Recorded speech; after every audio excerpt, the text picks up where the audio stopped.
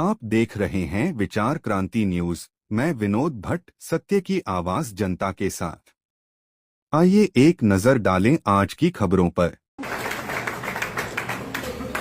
स्वागत करशु। ત્યારબાદ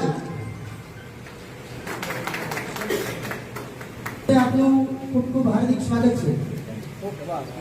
ભાઈઓ તથા બહેનો, આગામી 25-26/6/2026 ના રોજ જે મોહરમનો પવિત્ર તહેવાર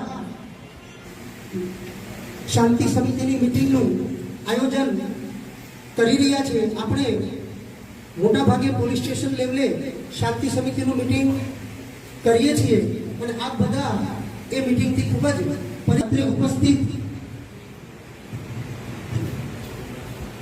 અહીંયા પધારેલા આપણા ખેડા જિલ્લામાં આગામી 25 અને 26 તારીખના રોજ મોહરમનો જે તહેવાર ઉજવવાનો છે એ બાબતે ખેડા પોલીસની તૈયારીઓ પૂરેપૂરી થઈ ચૂકી છે। બંદોબસ્ત જોવા જઈએ તો લગભગ 1500 જેટલી પોલીસ અને 50 જેટલા અધિકારી એ બંદોબસ્તમાં હાજર રહેશે। આપણે ડ્રોન, બોડી વોર્ન કેમેરા, લાઠી, હેલ્મેટ સહિતનો જે તમામ તૈયારીઓ કરવાની છે એ તમામ કરી લીધેલી છે। આખા જિલ્લામાં કુલ 500 જેટલા તાજિયા નીકળશે નાના મોટા, જેમાંથી 185 જેટલા તાજિયા મોટા છે કે જેમાં 1000થી વધારે લોકો જોડાતા હોય છે।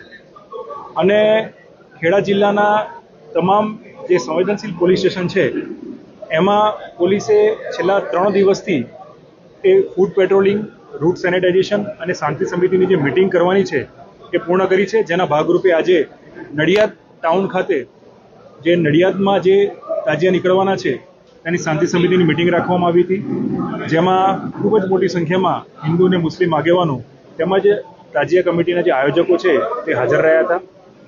એમના તરફથી કેટલા સૂચનો હતા જેની પણ અમલવારી કરવામાં આવશે અને પોલીસની તૈયારી શું છે એ બાબતે પણ તમામને અવગત કરવામાં આવ્યા। કોઈ શાંતિ ભંગ કરે ચાલુ જુલુસમાં એવા શું કાર્યવાહી કરવામાં આજે તમામને સૂચના પણ આપવામાં આવી છે કે આ પ્રકારની કોઈ પણ પ્રવૃત્તિ કરશે તો એના વિરુદ્ધમાં કડકમાં કડક કાર્યવાહી કરવામાં આવશે।